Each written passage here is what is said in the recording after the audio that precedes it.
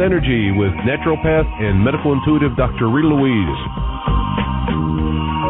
We have learned from Einstein's theories that matter and energy are one. Physicists believe that all systems in nature have their own particular way of vibrating. From the swing of a pendulum to the waves in the ocean to the light that brightens the sky each day, each of these oscillates at its own unique rate. In the same way, things such as rocks and minerals vibrate very slowly and at speeds that are imperceptible to us. Living things such as plants, animals, and man vibrate faster and appear to be alive. The same holds true for every thought, feeling, event, or word we speak. Each has its own frequency or rate of vibration. What many of us don't realize is if we take everything in our own universe down to its simplest form, it is all just energy. Join Dr. Rita as she explores questions such as, what are we made of? Why do we get sick?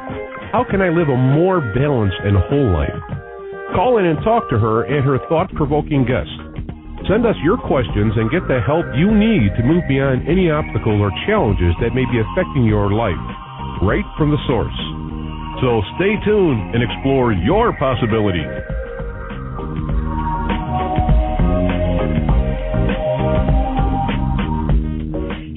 And welcome to Just Energy Radio. I'm Dr. Rita Louise, and thank you all for tuning into the show today. Very exciting show. In the first hour, and unlike what the schedule says online, and we had a little switch up in schedule, in the first hour we're going to be talking to Daryl Sims about the medical mystery, alien implants. And in the second hour, we will be having Annette Martin talking about psychic investigations, which I think is going to be really fascinating.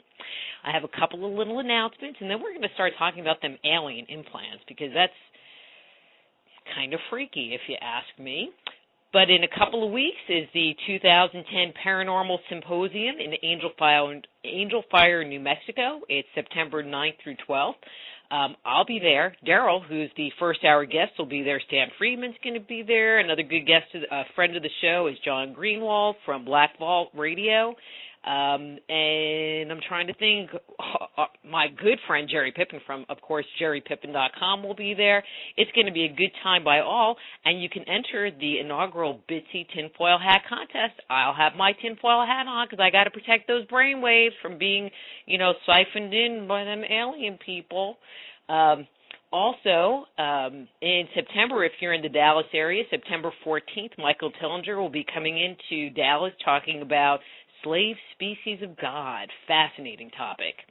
If you'd like to keep up on the things that are happening here at Just Energy Radio or get some articles and other information, please do sign up for our newsletter at www.justenergyradio.com. And, you might need to get a reading or a healing from me, and just contact me and we can set up a time. So let me tell you a little bit about Daryl, and we will get him on the line and start talking about alien implants. For more than 40 years ago, Daryl Sims had his first encounter with an alien presence. As he grew older, he experienced a malignant contact with these alien beings that would alter his life forever. As a result, at a young age, Daryl made the decision that he would no longer willingly be a victim to their bizarre guests. As a result, Daryl has spent the last 3 decades searching the world of alien beings, and he's known as the Alien Hunter. So from alienhunter.org, Daryl Sims. Oh, I guess I should unmute his mic, and then it would work better. Hey, Daryl. How you doing, Dr. Rita? How you doing? Just fine, just fine. Thanks for coming on the show again. I had so much fun talking to you the last time where we talked about evidence of human-alien contact, but we were talking more about kind of general forensic kind of evidence, and the whole concept of alien implants, I think, is pretty foreign to a lot of people. What is an alien implant? The implant phenomena I discovered in 1960 in an abduction that I experienced at age 12 in Alamogordo, New Mexico. And what happened in my particular event was simply in the course of the abduction was placed on a very hard object I call a table, for lack of a better term, and the entities. There were two of them present that I could see. One of them had been picking me up since I was about 3.5 years old, and the other one I would refer to, and I use this term very lightly because I don't actually think it's an accurate term, would be the guy in charge or the quote-unquote doctor. And I could overhear what they were saying. These entities speak on a telepathic level, if that's what it is. And I could overhear what they were saying, and I started crying as a 12-year-old boy because I realized what they were fixing to do. And at that point, the doctor-type guy comes over with a long needle-like object about 8 inches long and rammed it up my nasal passage and broke the bones inside my nasal passage. I was screaming and was conscious during the whole event, and I've never had hypnosis to recover any of this stuff. I mean, in terms of memory, it's just events I remember. And it had a little tiny, the needle had a little tiny silver sphere on the end of it, and when he retrieved the needle with blood on it, the sphere was gone. And next morning I woke up in bed with blood on my pillow. And I was just stunned by the whole event, and that's how I discovered implants. It wasn't because I was particularly smart or anything, it's just simply because I was present. Then in the late 1980s, I started doing looking at other people who had experiences similar to my own in terms of medical-like procedures, implants, this sort of thing, and found a number of them. And then formally, in 1995, we did the first public implant surgeries on 2 different people. And since then, I've done 24 surgeries to date, and one of the last surgery being in Flint, Michigan, we did 2 months ago. But basically, these objects, first of all, let me say this to your audience, that the alien implant phenomena is extremely rare. Everybody, I don't know why the Internet just gets so full of this goofy stuff of, everybody says, well, since alien implants exist, everybody's got to have one. Well, that's just not true. Implants are extremely rare. We have a medical team that looks at this stuff, and we look at hundreds of x-rays a year, and it is extremely rare to find an implanted object in somebody that is actually foreign to the human body and is alien in origin. And after all our surgeries, we have not found all of these to be quote-unquote alien implants. But the ones that we did find in the first 2 surgeries, as an example only, were so fascinating biologically and metallically that a $22,000 study was spent by the National Institute of Discovery Science under the auspices of Bob Bigelow and 18 of his scientists. And they sent the objects off to Los Alamos and New Mexico Tech, and they studied them and found the objects to be rare needle-like projections of a rare meteorite from the Widmanstatten or the Yautsheng meteorite. So, in effect, the first implanted materials that we surgically removed were, in fact, extraterrestrial. Okay, that's really interesting because I saw, I'm like a big Discovery Channel, History Channel kind of person, and I could swear that when they had examined the extracted material, that when they did, like the electron, I want to say microscope, but you know what I'm saying. But when they ran the testing and took it down to the molecular level, they found out that it was just, like iron and copper, and it wasn't anything otherworldly. Or are we talking about 2 different things?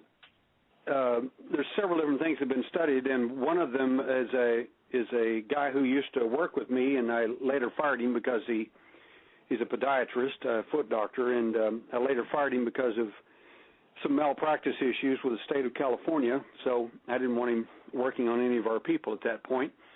And he has uncovered some stuff himself by hiring a real MD to do the surgeries, and this is the study you're talking about.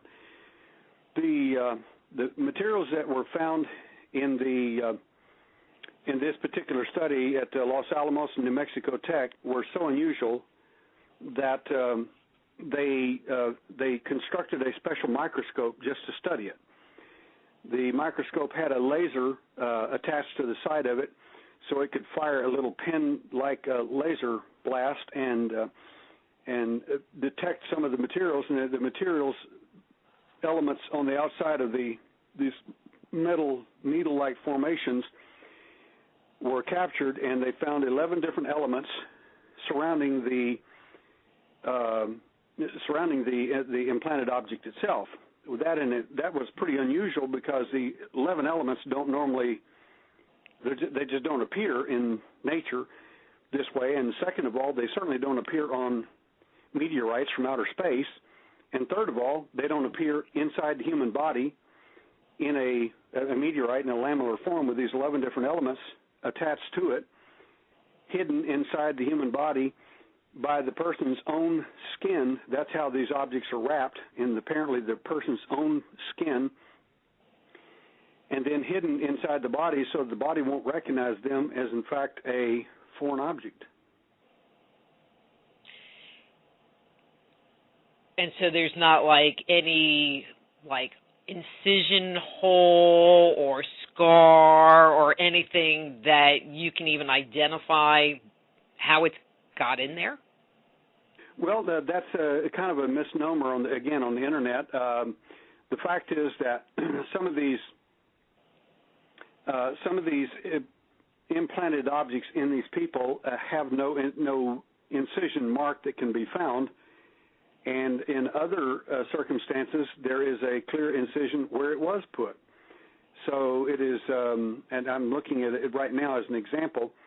On my book on implants, which is on our book on alienhunter.org, there's in fact there's two films. As soon as you click on the website, you can click on two films that are currently right there, both on implants. One of them found at Roswell in an abductee while he was visiting the museum. We discovered it and filmed it. And the second thing is an implant in the lady's arm that you can still see. She can move it around with her fingers in Brazil. And in her case, she had one the size of a lifesaver inside her left hemisphere. A few years later, it disappears and shows up in the other hemisphere of the brain. And then after that, and during this time, it showed no incision marks, no markings of any kind. Now, that's really odd. And in the last event, a few years later, the object turns up missing, and there's scars where there was apparently a removal. So why there were no scars in one point and then there were scars in the other is a mystery to us. We absolutely don't know. In the cases where that you've done the removals, is there a difference in the materials between the ones that show a scar originally and ones that don't show a scar? No, it's really this is the baffling part about the UFO field that absolutely makes difficult sense to some of us. To begin with, as an example,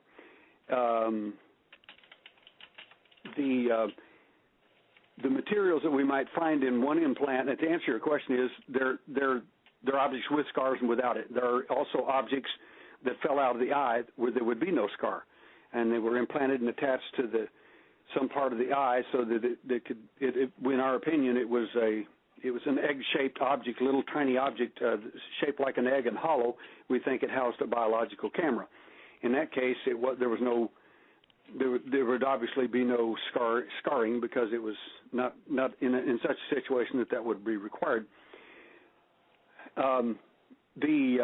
The weird thing is the difference of the types of objects that we're finding. Some of them are ceramic, like this little egg-shaped type object about the size of a seed, a small seed. And then there's objects like these needle-shaped formations in a perfect T, like a capital T is an example, inside the human body, made out of a rare meteorite from the Widmanstätten or the Yautschung meteorite is an example. In other cases, we found 4 objects inside the tendon of a of a young man's knee, and who had gone camping, and he went hiking and found he had missing time for several hours, came back with a knee injury. The doctor opened up his leg and found 4 Tic Tac size plastic type, and I use the word plastic because we still yet don't know what they are, plastic type objects in his tendon. They're not naturally occurring and would never be naturally occurring, and they're not anything that's normal in any sense of the word, but that's a plastic type material. We found other metal types of material as well. Some of this stuff just doesn't make any sense in terms of, like, you would expect if it was going to give off signals or something like that, it would be some type of conducting, something give off radio waves or that sort of thing. So if that were true, it would be metallic. But some of these objects are in fact plastic or even a ceramic-like base material. When you meet somebody that claims to have an implant or whatever, how do you determine if it's alien or some kind of shrapnel? You know, how do you make that determination to move forward or continue documenting or researching a case? That's a very good question. The fact is that one of the things we do is look at the history of the individual. Most of these people do not, in fact, even believe their own experiences. They're just stunned and mortified that something like this could happen to them, period. And the people that we do look at that has an object, and I'll give you a good example. The first public surgery I did, the lady came to me after watching me on a TV program, and she says, I have something I think you may be interested in. And she showed me her x-rays of her foot, and it showed this perfect T formation and a little object off to the side, 3 objects. And I said, well, it looks like that these are just these are little objects from an osteotomy, foot surgery. And she says, I've never had a surgery in my entire life. I said, oh. And she said, my doctor said the same thing. It looks like surgical clips from a previous surgery. And based on the strength of her statement, very honest lady, I decided to go ahead and take her to surgery. Well, we did.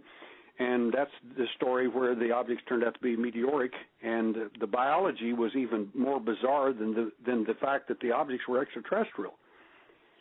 The biology, the entombment or the casing that housed the metal objects from the meteorite was so bizarre that the pathologist said, well, he said that it looks like an inflammatory response. And so these little phagocytes, these little cells, all change, and they kind of join hands and surround any foreign object, and that's called an inflammatory process, and it protects the body from the object. The problem is, after he examined it, he said there were no signs of inflammatory response at all. He said that is not an inflammatory system. And we told him it had been found deep inside the body next to the bone. He said, well, that's just impossible, and that didn't happen. He said there is no such thing as keratin, and that's what the material is, deep inside the body. He said keratin is your hair, skin, fingernails is an example. If there isn't any keratin inside us, so to speak. And, of course, we had there were 2 doctors present and 17 witnesses, including an attorney, and it was filmed. But he just said, I don't care. He said, I don't care what kind of witness you had. He said, that's impossible. It didn't happen. There is no such thing as a non-inflammatory experience with keratin deep inside the body. He said that it's nothing like it's ever been discovered, and it doesn't exist. I mean, he just couldn't deal with it. Were they able to, or has anybody tried to run any, like, DNA on that casing material? I would think if it was keratin or, some biologic, that there would be some kind of DNA. So there was. In fact, we have one of the top forensic criminologists in the country has just joined our medical team, and he's willing to look at all our DNA cases, that one included, in which I have that particular system in the biology in water and have it in formalin and also have it dried. So those 3 different ways that they can look at the DNA on this, but we're quite sure that they're going to find that the DNA is in fact the woman's. The question is, how did a scoop mark appear on her leg, where the skin is missing, in other words, and then later the scoop material apparently shows up surrounding the biological object, the metal object, hidden deep inside her foot, on the top of her foot, by the way, so that she or no one would ever know or find out that this object was there. The only reason she accidentally found it was she got a splinter in her foot, and her foot swelled up, and she went back to the doctor, and he x-rayed it, and that's when he found the surgical-like clips. He found it quite accidentally. But she did have contact in alien abduction scenarios in her story, and they were most fascinating. I mean, she has got an absolutely amazing story. Do you ever have people come to you and say, oh, well, I think I have an implant, and then, when you ask them where it's invisible, And I'm asking because I've had people ask me that. So. Sure. I'm just passing it along.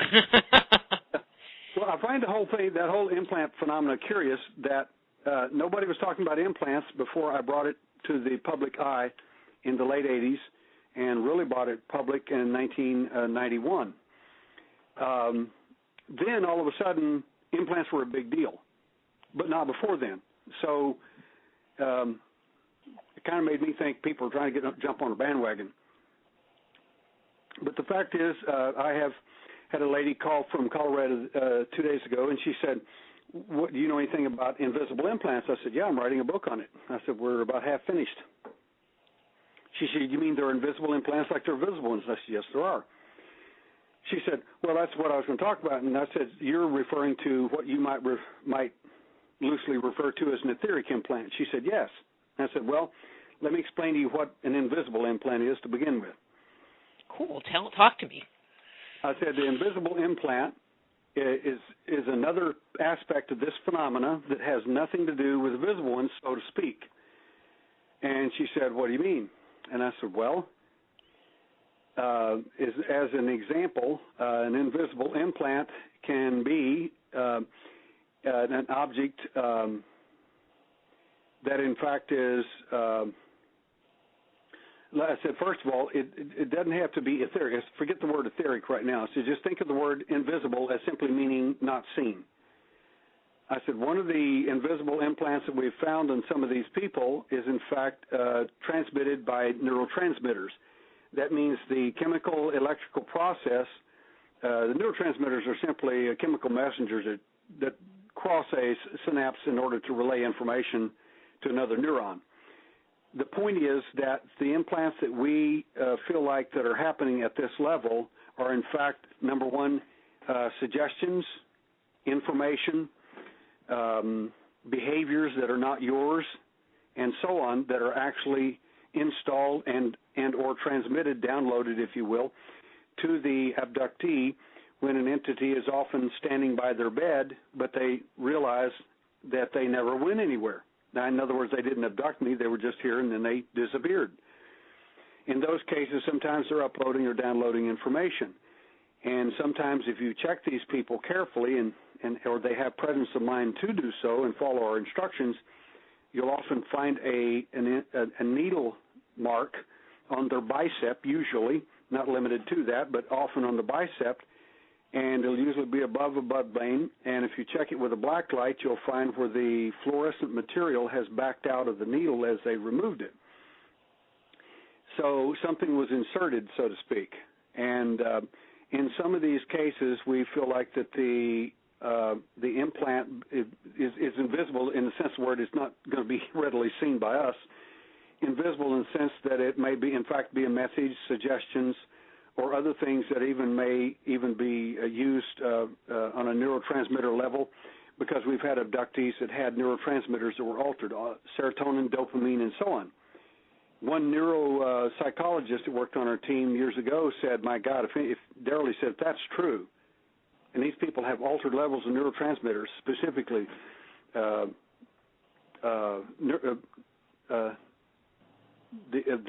serotonin and dopamine, she said, whoever controls those two alone, she said, they own you. You literally are their slave. And I said, well, it's something we've known for years. I have to ask kind of a weird question. Okay, can these things... I just am thinking of a client, and you're talking because personally, I kind of thought the invisible implants were just crap, okay? But hearing it from you, it makes me kind of think about it a little bit more. Can these things be actually pretty good in size, and have you ever heard of somebody make the comment that they grow? We've had some stories of people who have reported that their so-called implant is actually moved from one location to another, and they could feel it. Again, if you go to the website on alienhunter.org and click on the lady's arm there, you'll actually see her moving it in her arm. In her case, and I'm talking about the invisible one. I'm talking about the invisible ones. Now, this is much more difficult to quantify because anyone can say, "Oh, I feel something moving around in me," or whatever, and without any kind of, and we've certainly heard these stories, but without any way to track that or to qualify that in any way, shape, or form, it kind of doesn't give any real credibility to the person making the statement. And it doesn't mean that they're telling a lie. It just means that it's difficult to prove that one way or the other, and it could just as easily be difficult for them to prove anything like that. And in the medical realm, when you tell one of our doctors this sort of thing, you kind of have to back up your statements with something like, some kind of evidence that in fact this is really real and something's happening here. Because if you don't, then no doctor is going to open you up or do any implant or any kind of work on you, period, without some type of how should I say it? Without some type of something. Here, remove it, but it's invisible. If they opened you up and decided to do something like this, I mean, gosh, it would be really bad because you can't just go operate on somebody because you think something might be in there and you want to do an exploratory with no real references there. So that opens the doctor up to a really good lawsuit. But we do hear the stories, and they do interest me, of course. And invisible implants, when we refer to that, that's the one aspect of it is, of course, they're realistic, they're invisible, but they just because they're small or invisible to the eye doesn't mean that they're necessarily etheric or something like that. We do have strong evidence that, in fact, some of these that many of the, and then I'll be as blunt to say every abductee and every contactee out there, in my opinion, has all got invisible implants in the sense of the word. The minimum that anybody has is suggestions that were given to you generally between the age of 2 and 6 years old. And these suggestions are very clear. You can go to almost any meeting anywhere and ask the same questions, and you're going to get almost a 100% response with virtually everybody in that room that's had physical contact with an alien entity. And one of the two questions I love to ask the most, and I always get almost 100% answers on it, and usually the one or two that won't raise their hand are just people that don't want anybody to know that they've had contact and they're embarrassed by it. Well, how about we come back to those two questions after the break? Sound good? All right, I'm talking to Daryl Sims about alien implants. His website is alienhunter.org, and we're going to come back with the winner of the Mind Yoga question after these words from our sponsors.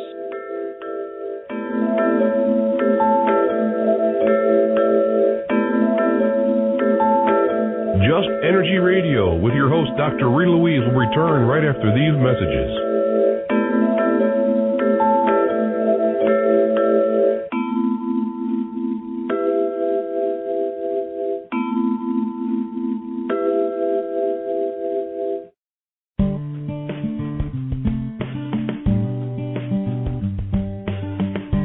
Are you sensitive to energy?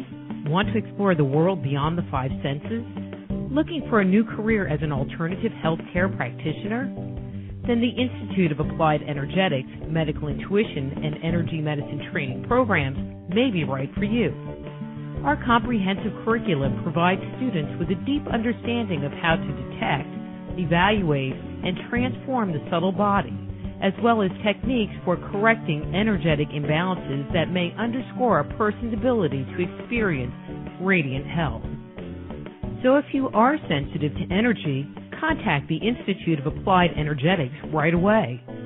Be a catalyst for changing the way healthcare is done around the world. Visit www.appliedenergeticsinstitute.com and start your new career today. How would you like to live long and enjoy great health? How about creating solid bones and whiter teeth? Strengthen your heart and eyes and have radiant, youthful-looking skin. There is an ancient health and longevity secret that has been used for millennia in Egypt, India, and China that can help you achieve this. For the first time in the modern world, Pearlsium brings this ancient wellness secret to you. For more information about Pearlsium, visit www.productsforthesoul.com. Before we get back to the show, I would like to thank all of you for tuning into Just Energy Radio. Many of the people I've helped over the years were listeners just like you. If you're at a junction in your life, don't stand alone at this important time.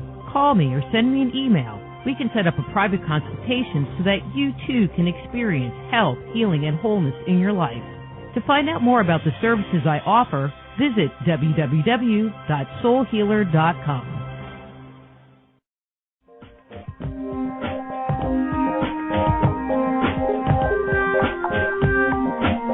And now back to Just Energy Radio with Dr. Rita Louise.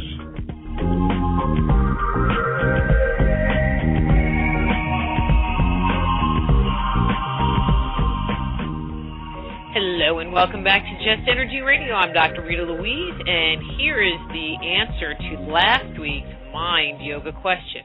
Well, here's the question first.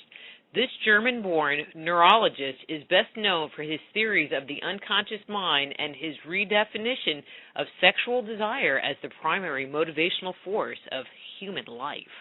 And the answer was Sigmund Freud. And so last week, we did have a winner, and it is Jackie Whitley, who did tell me how to pronounce her name correctly because it's spelled kind of funny. So, Jackie, congratulations.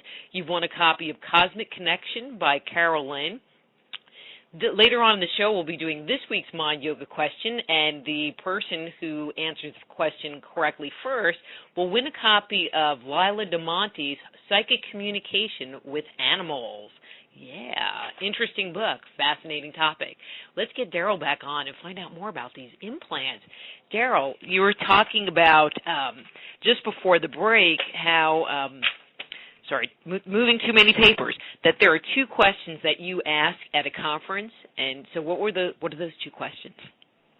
The two questions that I ask these people affect all contactees and abductees both, and they're quite amazing.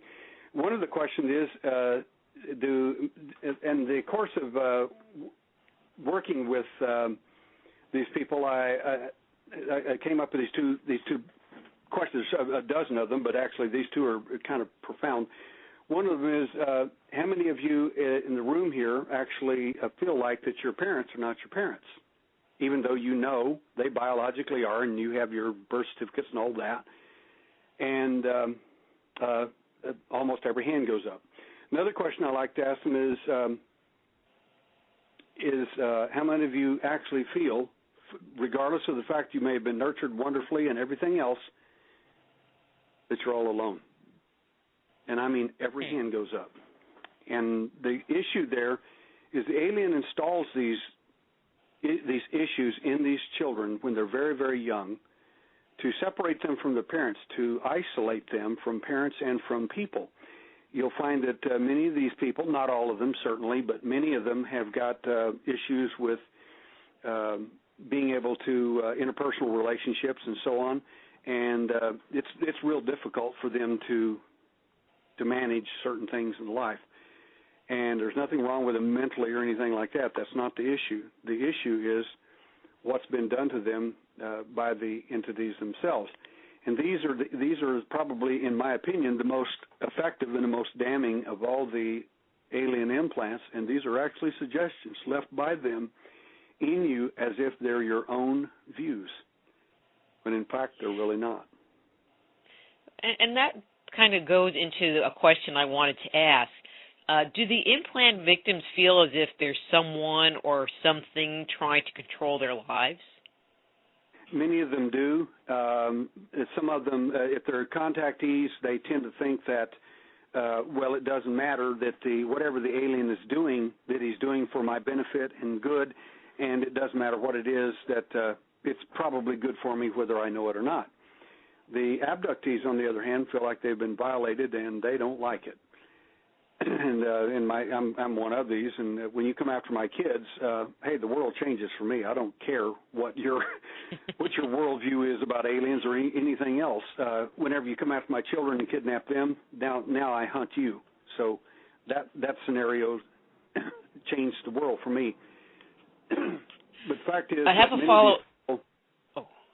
a follow-up question to the feeling thing, but you gave two different abductees and abductees. I don't know, they were two different, almost the same words that you definitely gave two different meanings to. Like one's okay, one's not okay. A contactee is a person who is an abductee as well, but they have their worldview, in my opinion, it's due to the fact that they bought into the programming that the alien did to them. And their view is that whatever happens in the abduction experiences, that they often refer to themselves as an experiencer, not an abductee. Or they'll call themselves a contactee. I was contacted. But the fact is that virtually the same thing happens to them that does abductees. Abductee being described as a person who didn't like the event, so to speak. They didn't like the idea of being kidnapped by anybody. Okay, here's my follow-up question. I mean, you've only done 24 cases, and I'm just really curious. In any of the follow-ups, I'm assuming you've done follow-ups with, the people you've removed the implants with. Have there been any reports of mood or behavior changes from them? Do they notice something changing in their life, in their relationship to living once the implant has been removed? The answer to the question is yes, and it's usually profound. Everyone, with the exception of only one person, felt the experience was powerful, effective, and useful, and that they felt that they were not constantly being monitored. The one individual who did not agree with that definitely noticed things change. He felt like that his personal abilities on a psychic level may have been affected for some time. He feels like those are back now, and but he did not like the idea of having the objects removed after the fact. But everyone else, without exception, did. And so even though they didn't even realize there was something, and I'm going to say quote unquote wrong, prior to having it removed, once it was removed, they could tell that there was something different within themselves. No question about it. They were very very vocal about that, and high in their praise, and wrote wonderful letters to us and all kinds of things. I think that part is totally amazing, because to me that would say that these things, these implants, are having some form of control over the person. I mean, just having it removed isn't going to get rid of any of the psychological programming or the hypnotic suggestion associated with it. That's true.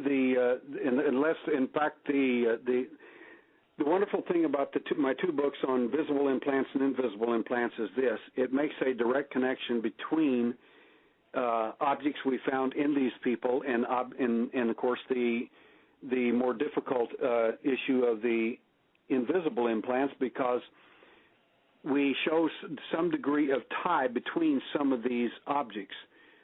In fact, some of the objects were installed in these people and actually were done so with a profound biological effect, but also a psychological effect that was needed as well. And, in effect, these people felt like they were being literally used as some type of Manchurian candidate for the alien, so to speak. That's a little scary. They didn't have very good thoughts about it, I'll tell you. Well, but I think the part that's really wonderful is that they felt like that cycle was ended. You know, they could put a period at it and get on with their life and not be under that control anymore, you know, with the removal of the implant. That kind of works in the sense the physical implant. But when the physical implant's gone, you tend to think that, you know, hopefully that's the end of it. But the fact is the alien, they've specifically chosen that individual in that particular family lineage for a purpose. And they generally don't go away just because you remove the implant. They do get upset about that, by the way. The alien does. And sometimes they will come back and actually install another one. And this happens in rarer cases. But in rare cases, let me back up. The generic aspect is, regardless of whether you have a biological or physical implant removed, period, the contacts will still continue, and the abductions will still continue, and in fact, they will continue full speed ahead with the suggestions and the other things that they've already done to control the life of that individual. Okay, not fun. No. No, that's how I wished I had better news to report than that. That's pretty negative. Well, one of the things that, you know, kind of goes through my mind, and I really try not to think about it, you know, people will sit there and they're communicating with their higher self, you know, or they're channeling or whatever, and it's like, okay, so if you're channeling, how do you know you're not just channeling some alien that's, you know, circling it, you know, out in space somewhere, you know, or something like that? I mean, we think that it's, you know, from some spiritual dimension, but, you know, you're making the comment about these contactees, you know, getting suggestions and feeling observed, and, you know, it could be to their benefit, you know, they're getting guidance, but people that communicate with their higher self or whatever are doing the same thing. So you bring up a very good point, and and I use the word, one of the, and I won't give her name because I don't want to embarrass her, but she's a pretty high-level psychic in the United States, and some people know her fairly well out in the other parts of the world.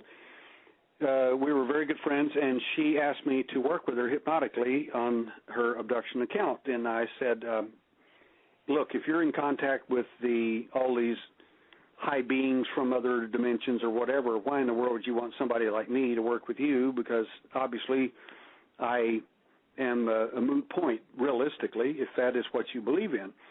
And she said, just humor me. She said, I know you're the best out there in doing this stuff, and I want you to please do this. And I said, only under one condition, whatever we find. If we find that whoever or whatever's in there doing this stuff for you, to you, with you, or the higher whatever they are, that's fine with me. If we find that they're alien, that you have to confess the same thing. Whatever we find, that's what we're going to tell everybody. And she agreed. And long story short, what'd you find? Found that, and she found quite quickly, she ended up on a hard table-like object, like I did, at the age of 3 years old, getting gynecological exams just like about 17 other little girls were getting at the same time. And she was screaming and crying. She said, but my higher beings told me I was never abducted. And I said, sweetie, I just work with reality. I can't answer for all that. I don't know what to tell you. She said, but I said, there isn't any buts. I said, you know, and I know we're sitting here looking at it's obvious what's happened here. And she said, that's true. And the next conference, this was so awful. Well, last thing I told her, she said, well, who are the high beings that I'm in contact with? I said, they're them, young lady. Just like you said, Dr. Rita. They were, in fact, the alien. They were masquerading themselves off as high beings from whatever. And anyway, the next conference we went to, I happened to be there speaking, and she was speaking, and I walked into her little workshop, and she saw me sitting in the back. She was right in the middle discussing, all this great work that I had done with her and everything, and then she'd sit there and told the exact opposite story. She said, we found these were high beings, and they were helping me getting my life together and everything, and she saw me sitting in the back. She was just mortified that I caught her lying.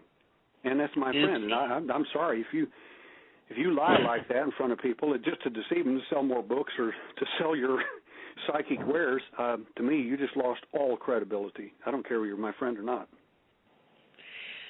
So we have a question in the chat room, and we're getting close on time, so I want to ask this. So the question is, and this is from Jim in the chat room, have any of the removed implants been extensively studied in a high-tech lab somewhere? Yes.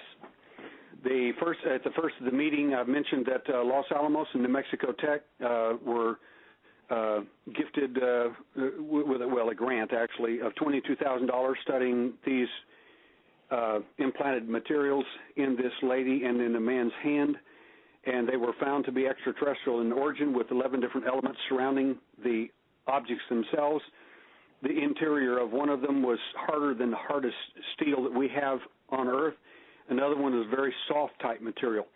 The point is that that was just the high-tech lab. Now, the biology was even more exciting because a Nobel laureate came to me and one of our people and said, Mr. Sims, if you could replicate this non-inflammatory response around this object you found, he said organ donor rejection may be gone. He said you may have a Nobel laureate winning prize discovery right there just in your non-inflammatory response. He said, because as your doctor said, and it's true, it doesn't exist.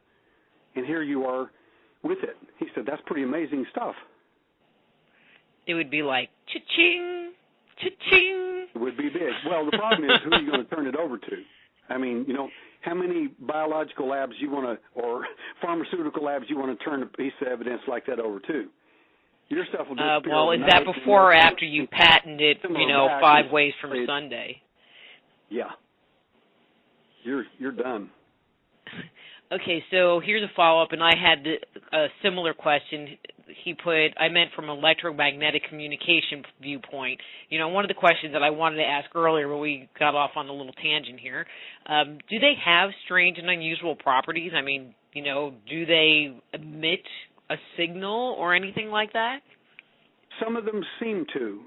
And again, this is why I mentioned to you before we came online that I have a very high-tech guy who just came on board with us, besides the forensic criminologist who's working on our DNA stuff.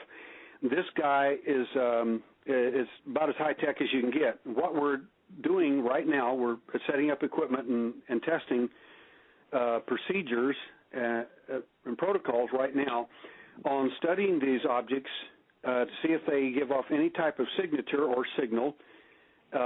And we want it verified, and there are ways we're going to do that they're infallible. In other words, it can be peer-reviewed, tested by others, and they'll find the same exact thing. What we're looking for is any signatures that they might be giving off, either biological, biochemical, bioelectric, or radio frequency waves, anything, scalar, I don't care, whatever, if it's emitting anything or picking up anything. So we'll be testing these out of the body, the ones that I currently have out of the body. And the second thing we'll be doing is testing these objects in situ. We have several people that have objects in them right now. One of them, are you ready for this? Okay. A NASA scientist. Get out of town. 2 objects in him, and they're both giving off signals. He tested it himself. So guess who's going to be the first subject? If this ever gets out, he'll lose his job right off the bat. I mean, so we'll never divulge who it is or anything because we'll never endanger his work. But he can get through those card key readers really easy. We just need to know how they're doing it and if they're doing it and when they're doing it or in fact the objects may not in fact be giving off a signal. It may be receiving something, and it may not be from us. See, these are answers we need answered. Just because there's a signal doesn't mean it's alien, and number two, it doesn't mean that the signal received came from an alien. What if the intelligence? So you're saying that it could be some weird black op thing that? I'm saying that I used in the intelligence community, and one of the things I would be very interested in if I were in the intelligence community is finding out who these guys are, what they're doing, and why they're abducting millions of people across the planet, and particularly our people. And I would be very interested in sending signals out and finding out who out there might, so to speak, as we ring the dinner bell, so to speak, comes out and starts speaking on a radio program like this and says, hey, there's something weird going on, and I found a signal inside my body. You know, that we want to know who sent the signal and what is the message, if any. And what I was just thinking, I mean, you know, the cases that you've been working with have just really been in the United States or, you know, fairly local, United States, maybe Canada. You know, we're not just like one little country. I mean, I can't even imagine how much there could be globally going on. But I have 1,000 cases, and many of them were worldwide. We have cases in Slovakia. We have cases in Brazil, Chile. We're in Japan, Korea. We've got cases all over the place. And what we've found is that this stuff is very, very consistent worldwide. Whatever's going on here, and here is the United States is a really good test ground for everything, because in the United States you have a potpourri of all nations, really.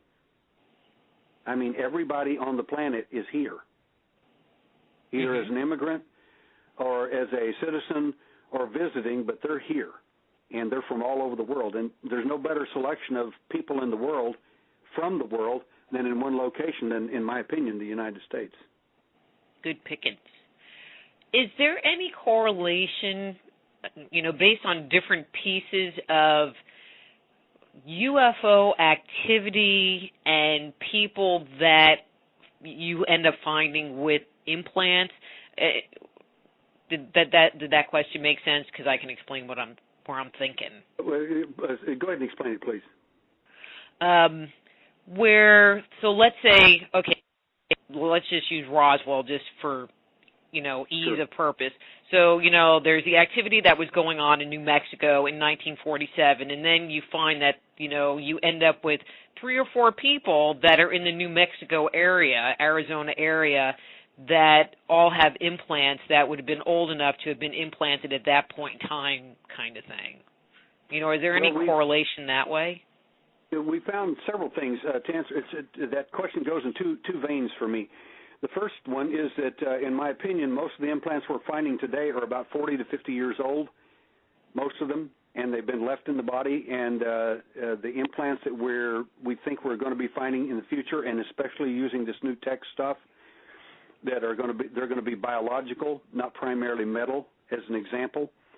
And the biology is going to be fascinating, to say the least, once we find it.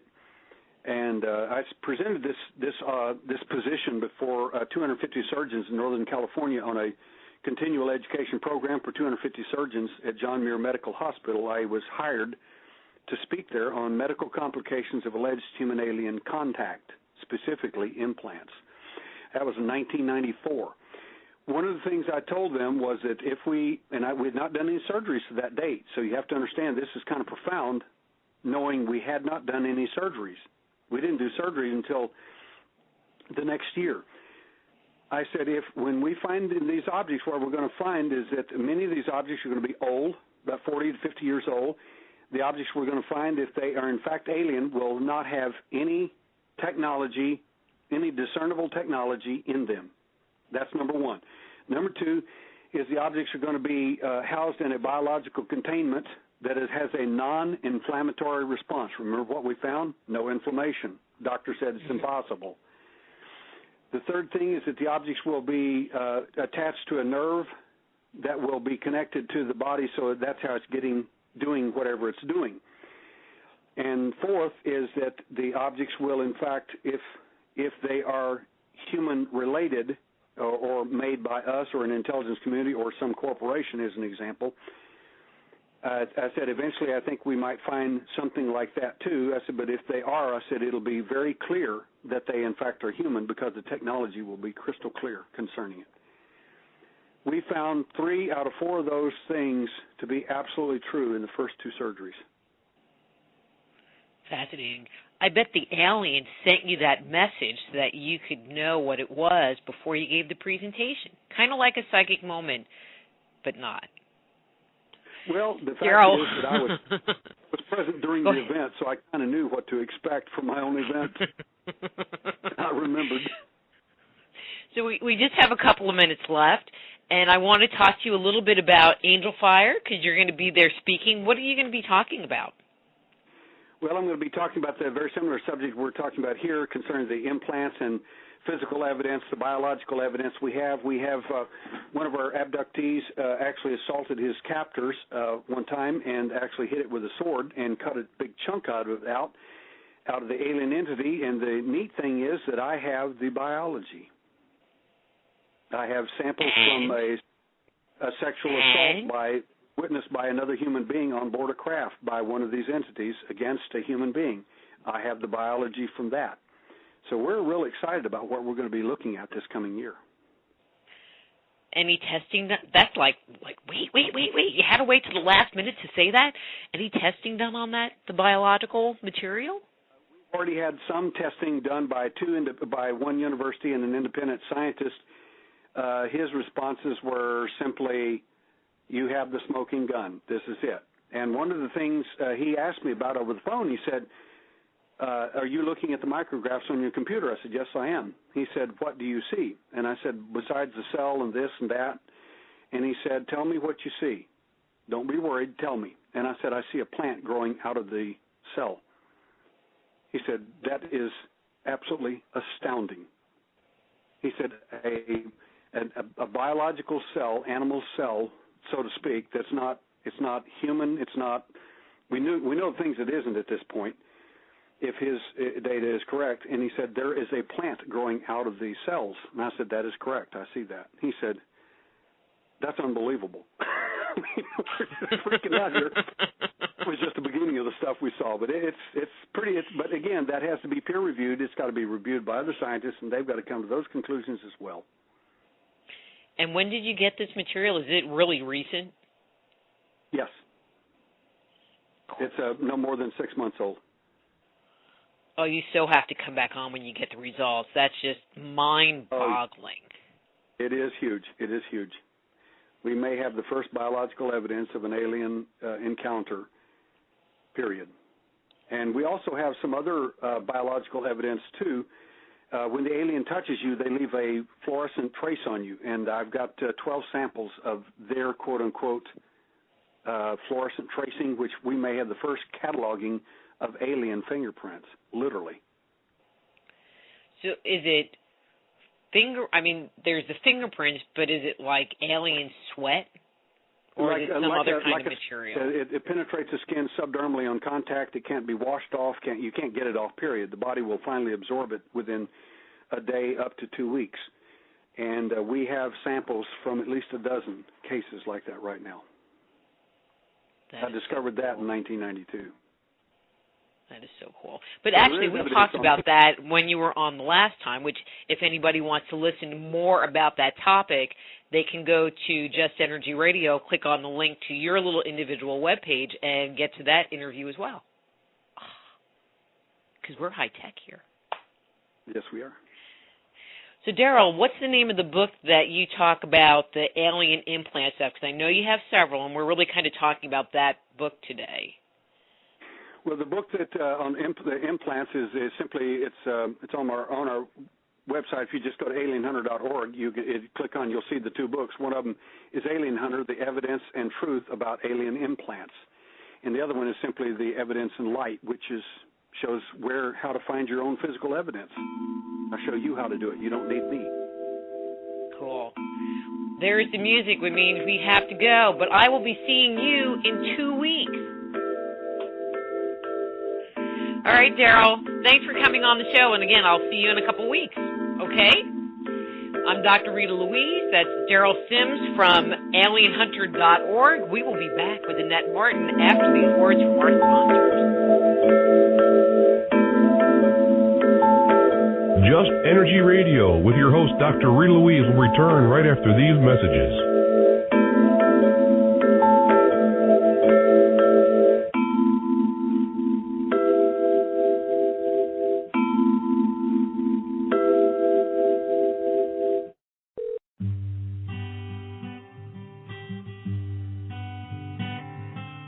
Balance in all things is critical to maintaining health.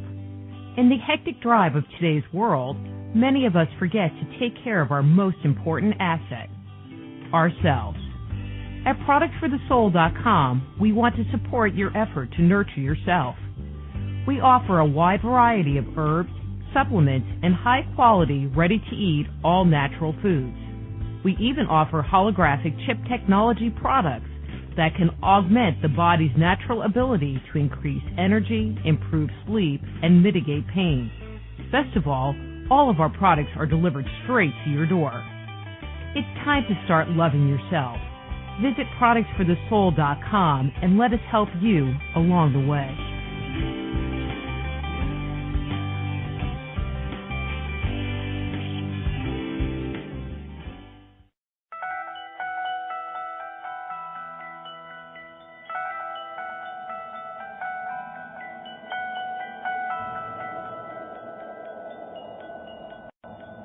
Take a journey to the dark side of the spirit world and meet the bad kids on the block in Dark Angels, an insider's guide to ghosts, spirits, and attached entities. Who are these bad kids? As a child, you might have met one at night, under your bed, in your closet, or down a dark hallway. Dark Angels is an adult dissertation about ghosts. It's filled with revealing information about how these dark forces can influence our lives. Order your copy of Dark Angels today.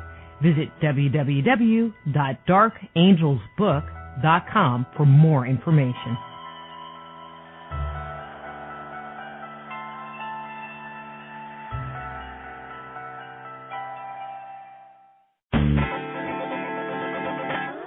Move past the crossroads in your life and discover alternative solutions to your deepest concerns at soulhealer.com.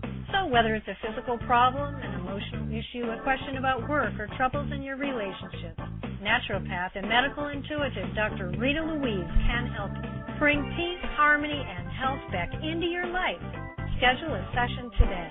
Visit soulhealer.com right away and live the life you've been dreaming of.